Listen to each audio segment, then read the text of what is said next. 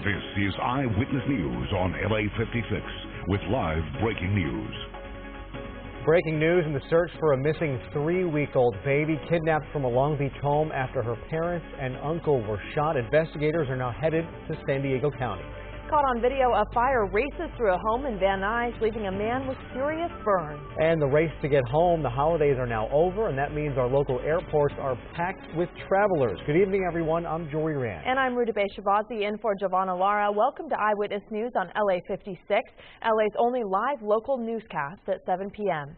We begin with that breaking news in the search for the missing baby. The baby was taken from her home in Long Beach last night, but the search has expanded now to San Diego County, where a baby's body has been found in a dumpster.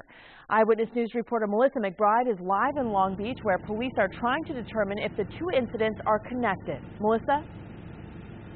Rutabe, Sheriff's homicide detectives in San Diego County say a man who was digging in the garbage in a dumpster discovered an infant's body this afternoon. The family of 3-week-old Eliza De La Cruz have been notified of this discovery, but it's too early to tell if the body found today is that of the missing 3-week-old. 3-week-old Eliza De La Cruz has been missing for more than 24 hours. She was taken from her Long Beach home after a gunman shot and wounded her mother, father, and uncle. Investigators are now checking with homicide detectives in San Diego who are investigating the death of an infant. A baby's body was found in a dumpster in Imperial Beach behind a restaurant. They're aware of this case and that we are looking for a small female baby as well. And they called us to see what information we had that could provide them, and we chose to send detectives down there to work directly with their investigators to see if there may be a connection. A Long Beach police bloodhound sniffed the yard at the De La Cruz family's home, but the dog followed a scent pattern that only went one house away. Police say it's possible that's when the baby may have been placed into a car. I was shocked because I was in the back working on my computer. Evelyn Eves can't believe she didn't hear the gunshots fired inside her neighbor's home. Police don't know a motive. They do believe the suspect has somebody helping him care for the infant. We're hoping that somebody will come forward because he's got to have somebody helping him care for that child, and that person will come forward or send us an anonymous tip or something that can give us a clue as to where to go. Neighbors say the family has lived on West 51st Street for many years, a part of Long Beach where many residents feel safe. We haven't had any break-ins or anything like that at all since I've been here the 20 years. Detectives don't want residents to be alarmed. Police say they believe the family was not targeted at random. We are going through the backgrounds of all the individuals who live here to try and find out, but it appears to be very personal, whoever came here for it, based on the limited information we have, and that it was not a random act that someone just picked this house to kidnap an infant from. The baby's father is out of the hospital tonight. Her mother, as well as her uncle, remain hospitalized in critical condition. Police have interviewed all three of them and are trying to get a better description of the gunman, but at this point in time, they do not have more to go on. Reporting live in Long Beach, I'm Melissa McBride, ABC7 Eyewitness News. Melissa, thank you. The search is on now for 3 men who kidnapped and raped a teenage girl. Authorities say it happened on Van Wyck Avenue in the San Gabriel Valley town of Bassett. The girl was out walking around 6:30 yesterday evening when the suspects stopped their car, grabbed the girl, and pulled her inside. After she was assaulted, the men let her go. Authorities say the suspects drove an older model black Honda Civic with the first 3 license plate digits 2WE. Anyone with information is urged to call Los Angeles Regional Crime Stoppers at 1-800-222-TIPS. One person has been injured in a house fire in Van Nuys. Ali Faal sent us this video. The fire broke out this afternoon on the 6700 block of Gaviota Avenue. Dozens of firefighters responded to the scene. They had the fire knocked out in less than half an hour, but the fire destroyed the home's second-story floor addition, causing an estimated $116,000 worth of damage. One person suffered second-degree burns, but is said to be in fair condition. Fire officials say a faulty fireplace is to blame. A tense standoff overnight put a West Los Angeles neighborhood on edge. It began around 9:30 near Brockton and Texas Avenues, where police say a man was randomly firing a gun. According to investigators, the man then walked into an apartment complex and refused to give himself up. Neighbors say the SWAT team arrived and banged on apartment doors, making sure everyone kept those doors locked. All you're thinking is, what if they're trying to get into your doors and, try to break your lock, or, it's a little crazy. The man surrendered peacefully around 8 o'clock this morning, some 10 hours after the standoff began. No one was injured, and authorities still don't know what sparked the gunfire. Authorities are still searching for the hit-and-run driver who killed a woman overnight in South Los Angeles. It happened around 2:30 this morning at West Slauson and Denker Avenues. Investigators say the car hit the woman as she was walking and then took off. That woman died at the scene. No word yet on her identity. Detectives believe the vehicle could be a gray Toyota or Honda. If you have any information about the crash, you're urged to call police. And a brief vehicle pursuit ends with a crash in West Covina. Deputies in the area of Francisquito Avenue ran the license plate of a white Chevy Silverado. Turned out the pickup truck had just been stolen right before 3 a.m. When deputies tried to pull it over, the driver took off. Just over a mile later, the truck crashed into a parked vehicle and then a tree. The suspect then jumped out and ran. Deputies caught up with the suspect later in the day and arrested him. In Victorville, a deputy is recovering after being hit by a car during a foot pursuit. It happened near La Paz and Pamela Streets. Officials say the deputy was conducting a check on two pedestrians when they took off running. That's when the deputy began chasing after them and was then struck by a vehicle. The two men have been detained, but the driver who hit that deputy fled the scene and is still being sought by authorities. A vigil tonight for the man shot near a Blue Line station in Compton. People have been gathering at the Artesia station. Investigators say two men got into a fight. One of the men then shot the other and ran away. They say the victim chased after the suspect and was shot several more times. The victim was taken to the hospital where he later died. The gunman is still on the loose. After several setbacks, the California High-Speed Rail Authority is finally ready to break ground on the nation's first bullet train system. 1,200 guests, including Governor Brown, are expected to attend Tuesday's ceremony in Fresno. A 29-mile stretch from the Fresno station is slated to be the first construction segment. When the multi-billion-dollar project is finally finished around 2020, bullet trains going 220 miles per hour will run from the LA Basin to the San Francisco Bay Area. Today ends the holiday travel season. Millions of people are getting back home just in time to go to work tomorrow. That means a lot of traffic at LAX. Here's a live look right now from our camera of the cars flowing in and out of the airport. You can see it's slow going there. Eyewitness News reporter Leanne Suter spoke with travelers coming and going through LAX. The final day of holiday travel is in full swing at LAX. Passengers lined up, ready to return home. Yeah, I was gone for most of the year, so it was good. Glad to be home. From heavy traffic coming in and out of the airport to long lines and baggage check, at LAX, the last day of the holiday means lots of waiting. My flight actually got delayed from 4:30 to 5:30, so already there you can tell it's going to be busy. Normally I fly out of John Wayne Airport, so I did give myself, I think, enough time. If not, I'll get the luggage on another flight, I guess. AAA says nearly 3 million travelers were expected to pass through LAX this holiday season, and more than double that, 7.5 million Southern Californians were driving to their destination. Back at the airport, though, most knew it would be a busy day, but some were surprised by just how busy. This was much worse, but we planned a little bit. We checked our app to make sure the flight was a little bit delayed, so we had 25 extra minutes. We went to Santa Monica Pier. We knew it was going to be hectic today, so we showed up about 6 hours before we get on our flight, and we got up to the front of the line, and they were like, we can't check your bags until 4 hours prior. So we've been sitting here for about 2 hours now. And whether they planned ahead or not, many say the worst part is saying goodbye. My son is going off to college, back to UC Davis. Hard to let him go. Of course, the best advice is to give yourself extra time to get to the airport, whether it is to pick someone up or to drop them off.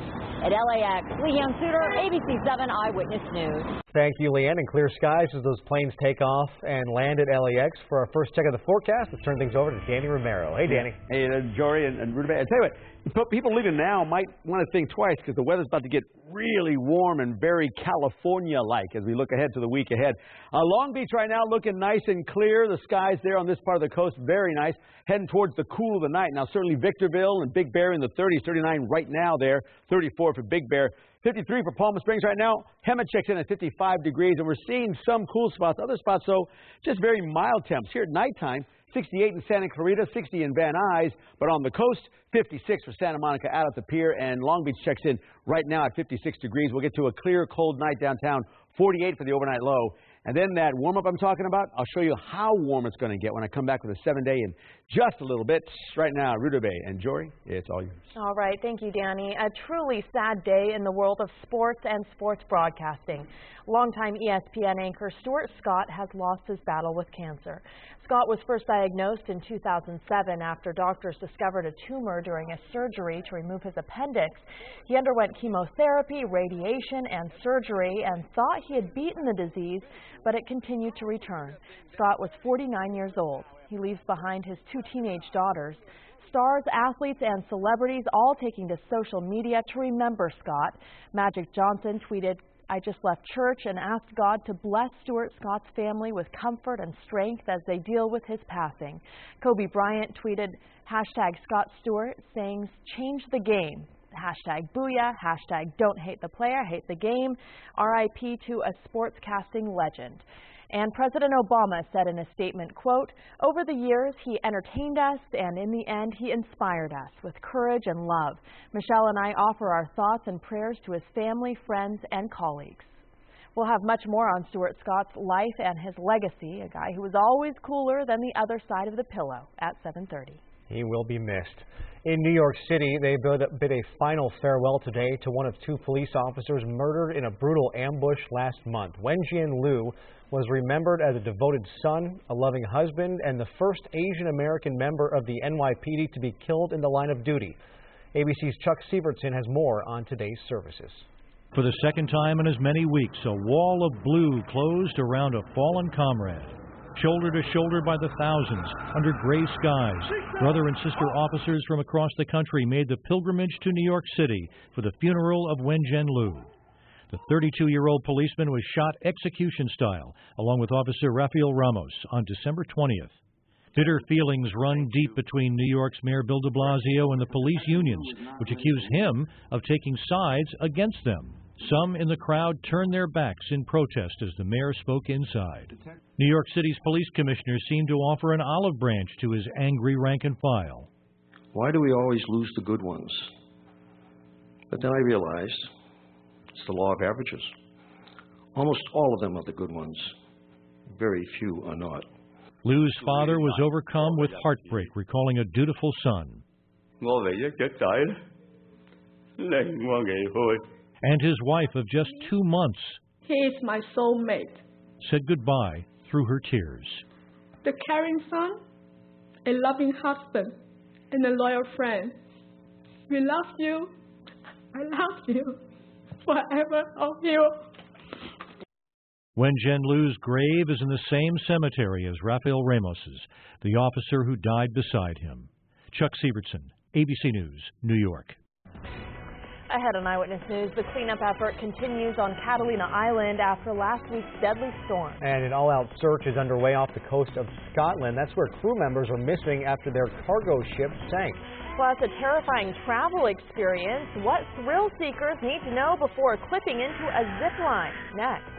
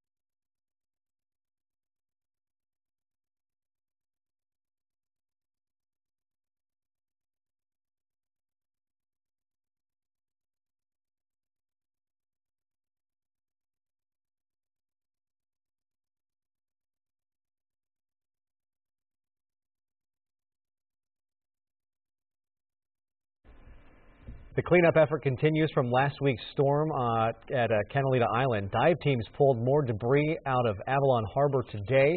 The storm caused several boats to break free from their moorings. 2 deaths are being blamed on that storm, including that of a harbor patrol officer. 39-year-old Timothy Mitchell was killed after being swept off of a boat. Residents say it was the worst storm they have seen in decades. A desperate search is underway off the coast of Scotland. A cargo ship has sunk and its crew is still missing. It was carrying cement from Denmark to England. A passing ferry spotted the ship's hull sticking out of the water and called authorities. British rescue teams rushed to the area but have yet to find any sign of the ship's 8 crew members. The hull has since sunk below water. Officials say there was no distress call and the last communication was routine. More trouble not too far from that search site. A massive cargo ship is stranded off the coast of England. An official with the ship's company says the boat started leaning after it left port and crew members intentionally grounded it to save the ship and themselves. It's now leaning at a 52-degree angle. Salvage crews are still trying to assess the ship's stability before they figure out what to do next. All 25 crew members who were on board have been rescued. Some progress today in the search for more bodies aboard a Greek ferry that caught fire 1 week ago. Teams have completed their search of the upper bridges of the ship, but progress is slower going down deeper into the vessel. It has still been burning in some parts, making the search for bodies more difficult. At least 11 people died in the fire last month, but investigators fear more bodies may be inside the vehicle deck where that blaze began. The cause is still under investigation. And here in Southern California, gorgeous weather. Really is. And if you like the warm weather, it's going to be more gorgeous, if that's correct. Coming up here, we're going to see some temperatures jump up to the 80s. Haven't been there for a little while, but we will be there by Tuesday. Let's go outside right now and take a look with our live HD camera to our Irvine Spectrum location. And there, Orange County looking pretty nice on a Sunday night. Not bad at all. Clear skies. Just about everywhere we look, we swing our camera from Irvine to downtown L.A., and there the skies are certainly clear, and we're on the cooler side of the night, 56 degrees our temperature, calm winds, relative humidity at 77%. And today, as the last couple of days have been, the sunsets have been unbelievable. We've got one here recorded for you, a little time-lapse of the sun setting over Malibu today. And look at that, as Old Soul just drops out on the horizon, over the ocean, and leaving those great colors in the skies. And our look outside gives us a chance to really get an idea what's changing for our weather. We've got a ridge of high pressure that's built in pretty strong now and continuing more so for the first part of the week. Now, there are a few high clouds moving through the area, but for the most part, we're going to have all this offshore flow, all that cool moisture that we had last week that brought us even some rain, now being pushed and held offshore for a good 2-3 days. When that high finally does break down, then we'll see some clouds return and cooler temps come our way. But before that, the cool will be at nighttime, 34 overnight in Wrightwood, 40 for Covina, down to 39 in Simi Valley and Northridge, and 47 for Malibu. But then the afternoon highs slowly getting warmer. Tomorrow up to 73 at Malibu, 71 Thousand Oaks. Inland spots warming up to 77 in Pasadena, Ontario, and Riverside, with Anaheim topping off at 78 degrees tomorrow. Now watch this. 7-day power back weather. Look at the numbers warm up. 77 tomorrow. The 78 the warmest day on Tuesday. Still clear and warm on Wednesday. Finally transition on Thursday. And now that cooler part of the week coming out by the weekend. Highs in the 67, 66 range. Now the valleys, Inland Empire, warm and breezy again tomorrow. 80 degrees by Tuesday. Still warm on Wednesday, and then a little less heat, but sunny mostly on Thursday. And then the clouds and the cooler weather move in just in time for the weekend and knock down those highs back down to the 60s. The beaches will be sunny and clear and warm through the first part of the week. And then the marine layer comes back to knock temps down to the 60s, low 60s heading into Friday and Saturday. Mountains will be clear but cold. Very cold at night in the 20s. Daytime highs in the 50s until the cool down comes on the weekend. 40s for the highs there, but windy certainly, but clear and gorgeous all the way through. High desert areas will be sunny with those gusty winds and that 40-mile-per-hour rain, still breezy on Tuesday. Daytime numbers quite pleasant, 60s all the way through until, again, that colder air moves in, as I mentioned. So by the weekend, those 60s become highs in the 50s, but the overnight numbers will still stay pretty cold, 20s and 30s through the week. So if you want some warm, sunny Southern California weather, It's on the way. We're not going to gloat. Well, maybe a little bit. Maybe some of us will. The nice of you will not. The ones who he will. I'll maybe say are not I won't so nice. gloat at least. How about that? Okay. All right. Thanks, Danny. Well, a woman who fell from a zip line ride in Alabama is recovering in the hospital tonight. She fell nearly 30 feet during a family trip over the holiday weekend. Zip lines are quickly becoming more and more popular, but how safe are they really? Here's ABC's Clayton Sandell. Before launching herself on this Alabama zip line on New Year's Eve, Tabitha Baker says she was worried something wasn't quite right. Then this. She ended up with serious injuries. It's not clear why she fell, but the zipline operators say there was nothing wrong with her harness. Zip lines are popping up across the country, both outdoor and inside shopping malls, like this one in Orlando, where 52-year-old Robert Belvoir fell to his death on Christmas Eve. His family is reportedly suing the owners, who have expressed deepest condolences and say, "We are cooperating with all investigations." In Las Vegas, a stuck zip line Friday 80 feet up left a tourist dangling. I don't know if he was praying or what, but I know I would have been. When it comes to zip lines, there is no federal safety oversight. Standards vary from state to state. The industry is mostly self-regulated, and inspections are often conducted by insurance companies. The zipline industry estimates there are more than 500 million rides every year, less than 1% resulting in an accident. Thomas Smith runs Palisade Climb Adventure in West Nyack, New York. His advice, make sure your harness feels tight, and before you take off, take your feet off the ground, putting weight on the harness to make sure it holds. If you make sure that these three components of the harness is tight at all times, you'll have a good climb and a very safe climb. Clayton Sandell, ABC News, Denver. One of those things that seems like a good idea at the time, you know? Until you hit the ground. All right. Well, a happy ending to a story we first brought you on Eyewitness News last week. Still to come, we'll tell you about the blind dog Dylan now finding a new home. And a Colorado man is headed to China to try to set an unusual record. What he's attempting to do with these eggs when we come back.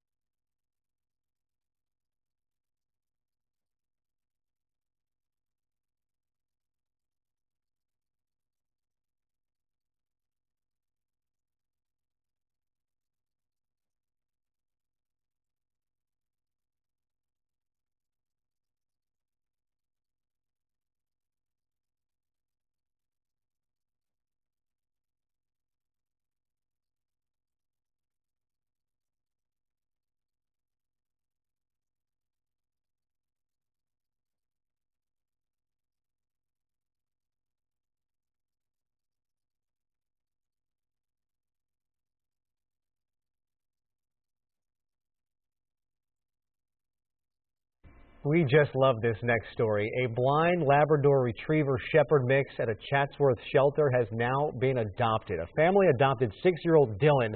After seeing our story on Eyewitness News, the vet believes he suffers from a disease that took his vision and clouded his sight. But Dylan relies on his ears and his nose to play. He can still respond to commands and even fetch a ball just like any other dog. He has all his vaccinations and is now living with his loving family. Love to see that. A Colorado man is headed for China today, trying to break a world record on live television. The record? Egg balancing, of course. Specifically, how fast can he balance a dozen eggs? He says it's a category he invented for himself, but someone beat his record. He's now going to try to take back his title by balancing a dozen eggs in less than 75 seconds. An egg is designed to not roll off a cliff. Finding out where the balance point is on the bottom of the egg. Most people, if they can balance an egg at all, it's going to take them 5 to 10 minutes. Scott has been working on his unique talent for a long time. Back in 2003, he broke the record of most eggs balanced at once with almost 1,300 eggs. So you can just make your own category of record now? Yeah. Okay, well, you hold the world record for reading egg balancing stories on LA56 at 7 o'clock. All right. Congratulations. Thank you. I didn't know it was that easy. Thank you. We're updating our top stories at 7:30, including the latest on that missing baby in Long Beach, where investigators are now looking. And we'll look at the life and legacy of sports broadcaster Stuart Scott, who died today after losing his battle with cancer at the age of 49. And we're getting new details about the little girl who survived a plane crash in Kentucky. Find out what she had to go through to find help after the rest of her family was killed. And there's outrage from some airline passengers forced to stay on a plane for nearly 28 hours. We'll tell you why when we return.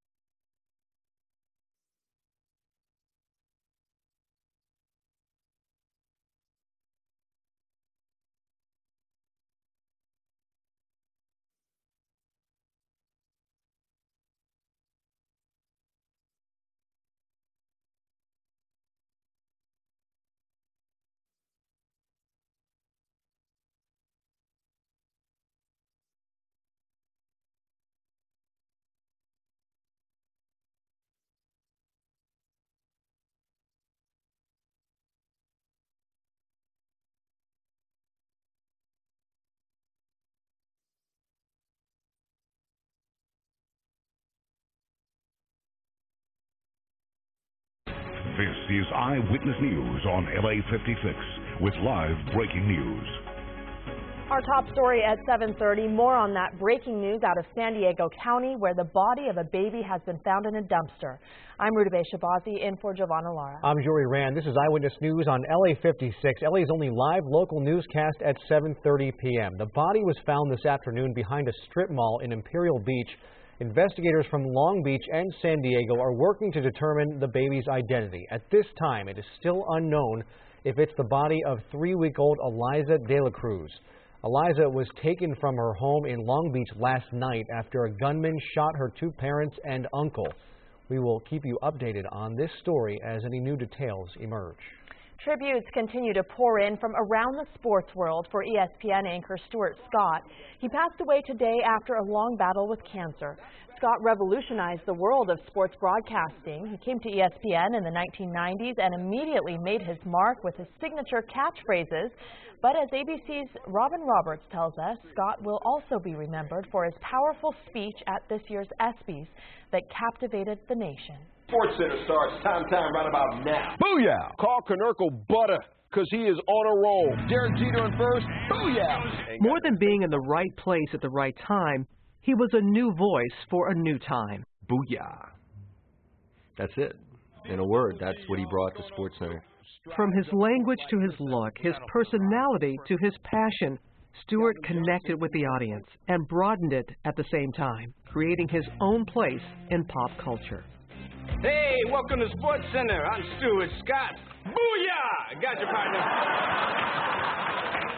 Watching him as a black man, hearing things that I talk about with my other friends, and feeling like, okay, I'm part of the conversation now. He sat down with 2 presidents, Barack Obama and Bill Clinton, and conducted one-on-one interviews with some of the biggest names in sports, including Tiger Woods and Michael Jordan. Stewart's path through work and life changed in November 2007. Doctors discovered a tumor. He underwent 2 surgeries and months of chemotherapy and believed he'd beaten it. 4 years later, in 2011, the cancer returned. Stewart faced it again, and again it returned in January 2013. When you say you think it's something that you're never going to kick, you don't want to know the prognosis. It doesn't really matter to you? I don't want to know how many years you think I may have left, how many months you think I may have left. Let's say it's stage 4. Well, it's just going to make me scared, more scared. I don't need that. In the midst of continued chemotherapy treatments and medication regimens, Stewart took to the gym. Feels good to be winded. Yeah. Having trouble breathing. Yeah. Chest hurts. You're alive. I'm alive. Home for Stewart held the greatest and most important purpose in his life and his fight, being a father. He would always talk about him because they're his heart. So much pride. Instead of sending you home tomorrow, I get to go home with you tomorrow. On July 16th, 2014, after 21 years on the air, Stewart was in a different role, not anchor, but inspiration. It is my profound honor to present the 2014 Jimmy V Perseverance Award to Stuart Scott. When you die, that does not mean that you lose to cancer. You beat cancer by how you live, why you live, and in the manner in which you live.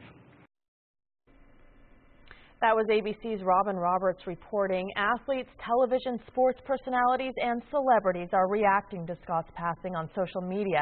You see some of their tweets here. Moments of silence were also observed today at sporting events all across the country. Scott was 49 years old. He leaves behind his 2 teenage daughters, Taylor and Sydney. We're learning more about that remarkable little girl who somehow survived a plane crash that killed her family. As investigators in Kentucky piece together exactly what happened before the crash, we're now getting a better idea of just how brave that young girl was on that tragic night. ABC's Gio Benitez explains. Tonight, images from above as NTSB investigators comb through the plane's wreckage. A little second grader surviving, courageously trekking 3/4 of a mile through these woods at night. 7-year-old Sailor Gutzler at one point trying but failing to light a stick that would guide her way, hoping to get help for her parents, 9-year-old sister and 14-year-old cousin, who were all killed in the crash. She obviously wanted us to find her family. She did tell us that she feared that they were dead, but she was hopeful that they were only sleeping. We now know the plane took off from Key West, Florida Friday night. Dad in the pilot seat taking the family home to Illinois. Just before 6, he reported engine problems, losing contact with air traffic controllers. The plane crashing down, landing upside down. Sailor suffering a broken wrist, using her uninjured arm to climb out, emerging from the plane into complete darkness, 38 degrees and misting, wearing shorts, a t-shirt, and just one sock. From the air, we see her journey. Flying over this area, you can see lots of hills, you can see creeks. In fact, we're told that she actually had to work her way through a 12-foot creek bed, ending up at this house. Larry Wilkins answering the door. He thought our arm was broke, and her left foot was hurting pretty bad. Her survival against all odds. The seating in this aircraft is 2, 2, 2, and 1. So if she was in the very back of the airplane, the impact of the aircraft cushioned the blow and could have allowed her to survive. What a nation calls a miracle, bringing a lieutenant who's seen it all to tears. To see this little girl walk out of there and survive that crash, just absolutely amazing. Very much so. I've got an 8-year-old little girl. I can't imagine her going through what this little girl went through. I think a lot of parents in America are thinking that. Absolutely. Hug your daughters and sons. That was Gio Benitez reporting. Authorities are still trying to figure out what brought that plane down. In Indonesia, an emotional prayer service today for those who died in the AirAsia crash last week. Relatives and loved ones filled a church in Surabaya. 46 of the 162 people who were on board that doomed plane were members of this church. Today, 2 divers made it to the site where sonar technology detected several large objects, but they had to turn back almost immediately because of rough seas.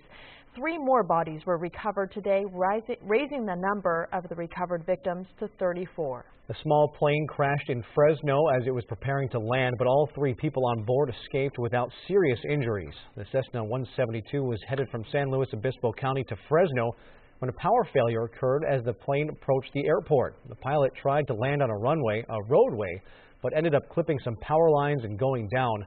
The 2 men and 1 woman aboard were able to safely make their way out of the plane. A travel nightmare for a dozen airline passengers who were stuck on a plane for nearly 28 hours before finally arriving in San Francisco.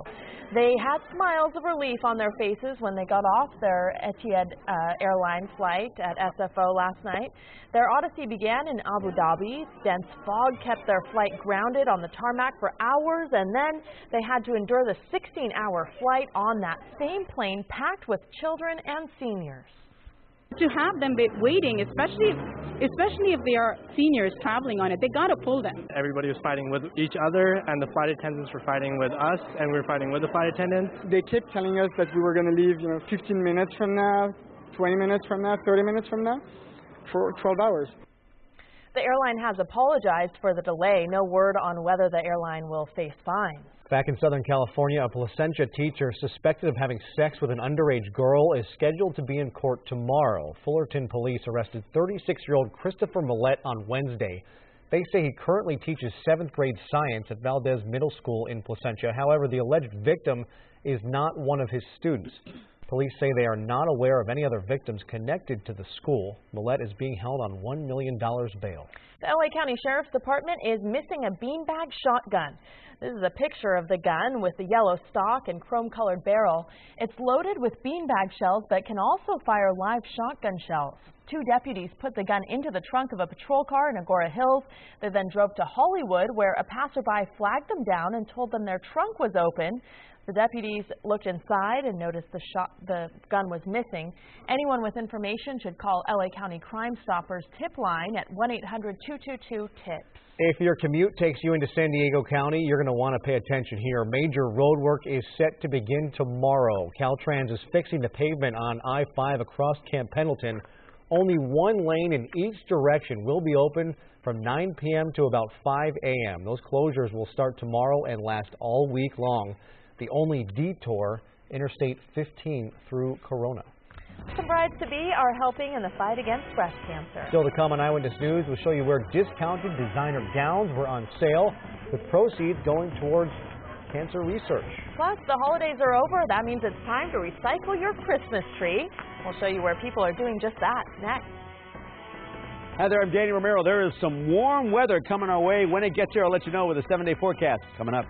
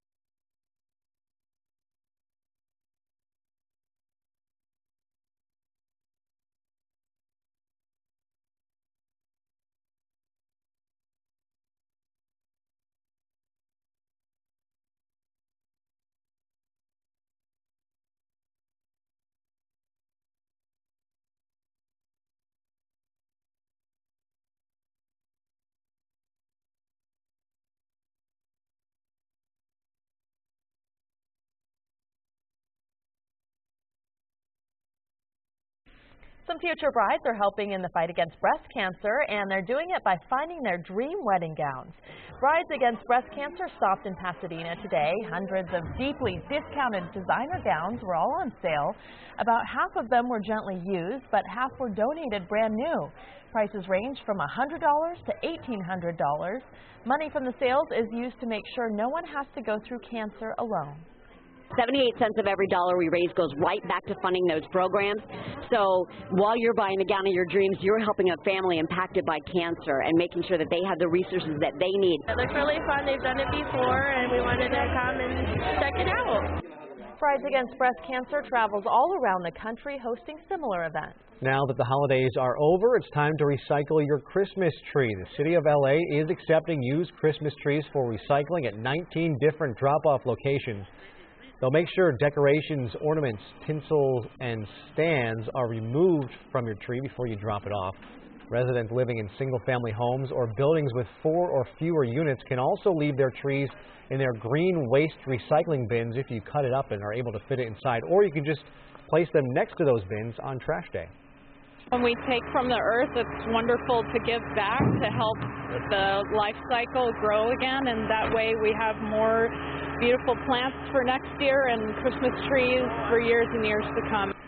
Those trees will be recycled into mulch or compost. Well, we're experiencing cooler temperatures here in Southern California. But it's nothing compared to what other parts of the country are seeing right now. We'll show you what kind of weather is hitting the East Coast right now. Plus, controversy in the final wild card game of the weekend. Find out what happened in the Dallas-Detroit game just ahead.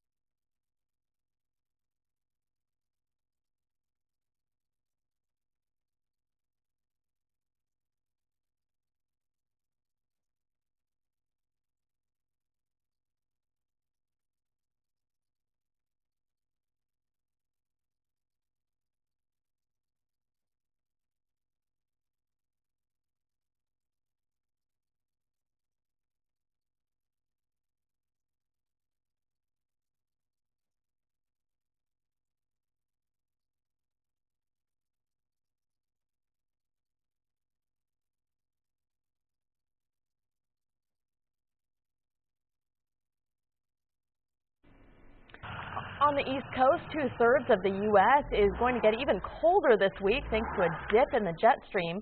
Roads in several states are already snow-covered and slippery, causing accidents. But just to let you know how cold it's expected to get, in Minnesota, the National Weather Service is predicting lows tonight into tomorrow to drop anywhere from -15 degrees to -45 degrees with the wind chill. And that does not sound pleasant in that any is way. really cold, and thankfully, yes, -35 to -45 is something we will not have to deal with in our imagination. Really, what? I mean, you have to. No, we're going to get down to bone-chilling 40 in some We're talking spots. like 10,000 years maybe down the road. Actually, we're going just the opposite. We're going to start warming things up. Our daytime highs are going to be near 80 degrees. So those of you maybe flying back soon to that -40 kind of stuff, sorry. A little bit. Sorry. Let's go outside, see how things looking for us. On our Sunday night look, we turn on that live HD camera to Laguna Beach. And the playa looking good tonight. It's clear, coast looking quite nice, and we're seeing pretty clear skies about everywhere we go. Maybe a few clouds here or there. For the most part, though, like this, downtown LA. Clear skies and 56 degrees with calm winds right now and 77% relative humidity and a barometer falling now at 30.27. Normal temp for this date, 68. Got to 69 today, and that's a little hint of what's to come. A little bit warmer than normal temp. It's going to be a lot warmer as we head towards the next few days, thanks to this well-defined ridge of high pressure. The high with that circulation in that clockwise motion, spinning like this, pushes everything offshore. So that cool marine air that wants to get on shore, that we certainly had a lot of the last few days, the cold, rainy conditions. Now, everything pushed away. So instead, we've got some warm conditions coming our way. Temps jump up to the 80-degree mark in many spots, and will stay that way certainly through the first part of the week. Now, we go into Thursday and Friday, we're going to see this low start to move in, and when that comes in, we'll go a little more onshore, more cooler temperatures, a little bit of moisture in the air, and some fog and clouds on the beach areas. But that's still a few days away. Tonight, it's all about this. Cool at night. Cold, downright cold in Lancaster, 24, not -40, but 24, 48 Thousand Oaks. But those daytime highs are getting warmer. 70% in Clarita. Lancaster goes 60, but we're looking at this, 77 in Pasadena, Riverside to 77 as well, Anaheim to 78, Palm Springs to 74, and the 7-day powered by AccuWeather shows our numbers rising up to 77 to 78 Tuesday, the warmest day of the week, still pretty nice on Wednesday. Then that cool down starts on Thursday in earnest by Friday, Saturday, and Sunday. For the valleys, Inland Empire, a warm, breezy day tomorrow, 77. And then that 80-degree day on Tuesday, still sunny and warm on Wednesday, then less heat on Thursday, and then that cool weekend with highs only in the 60s returning for the weekend. Beaches, sunny and clear. Warm day on Tuesday. Those are just great beach numbers in the 70s all the way through. Then finally some beach weather with marine layer clouds, nights and mornings.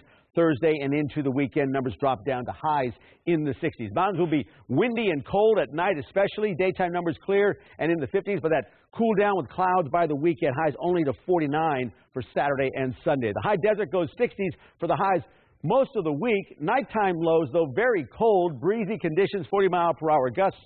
And then we see temps drop down with that cool air in place by Friday, Saturday, and Sunday. But we're 60s, will be highs in the 50s, but still not bad at all. Sunny all the way through the week. No real shot at any kind of measurable rain. So it's just a sunny, warm few days on the way. And we're ready for it after that storm. Exactly. We need a break. Thanks, Danny. Danny, thanks. Let's talk sports. After the opening weekend of the NFL playoffs, we've learned two things. Andy Dalton still can't win a playoff game, and after 5 years, Tony Romo can. He's done it again, but now without a little controversy first. Dallas playing their first playoff game since 2009, hosting Detroit. Looked like their day would end in a loss. Fourth quarter, Lions up 3 and driving. When the Cowboys' Anthony Hitchens is called for pass interference. Should be a first down deep in Cowboys territory for the Lions, but the refs, they pick up the flag and change their mind, say no penalty, so instead it's fourth down, they had to punt. It was a 10-yard punt. So Dallas gets the ball with great field position, and they score. Romo to Terrence Williams. Dallas is moving on. They win 24-20, and a visibly upset Ndamukong Suh spoke after the game. I was just on the bench, and I realized it was picked up after I saw the ref on the jumbotron. I mean, honestly, I didn't expect this.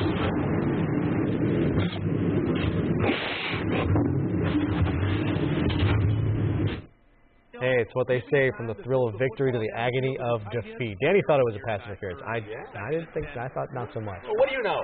I don't know anything. Colts and Bengals playing in the early game of the day. Andrew Luck only one touchdown of the day, but it's pretty to Dontel Moncrief, the rookie. And the Colts had a 26-10 lead. Andy Dalton trying to pull off a miracle. He does not. He drops the football. Colts recover, and they win. They're moving on 26-10. Cincinnati still looking for that first playoff win under Marvin Lewis. UCLA looking to stop a 4-game losing streak on the hardcourt, visiting 10th-ranked Utah. It's not going to happen here. Bruins got into a huge hole early. They didn't shoot well. They didn't really do anything well. And the Utes' DeLon Wright gets the board, goes coast to coast with no defense there from anyone in blue. UCLA went the final 6 minutes of the first half without scoring. The Utes, they did score. Jordan Loveridge had 2 3-pointers. That's twice as many as the Bruins did for the day. Utah sends the Bruins to an 0-2 conference start. They win 71-39. Not good, Danny. No. Andy Enfield and USC and Colorado hoping to avoid a winless start themselves to conference play. Trojans, though, struggling in the first half, shooting under 36% when the Buffs went on a late 14-0 run. They blow this thing wide open before the break. They're up 43-27 at halftime. Buffs up 52-33 when Askia Booker finds Xavier Johnson on the break. 3 ball puts Colorado up 22. Trojans fall to 0-2 in conference play. They lose 86-65, and that is sports. Exciting. Yeah, had a lot going on. Just not good stuff for local Danny over there. Local college basketball team. Not good. What can you do? Well, up next here on LA56, we'll tell you about what tops the box office this weekend. And a new beer pong player is crowned, but it's not your typical player. We'll explain. He's cheating.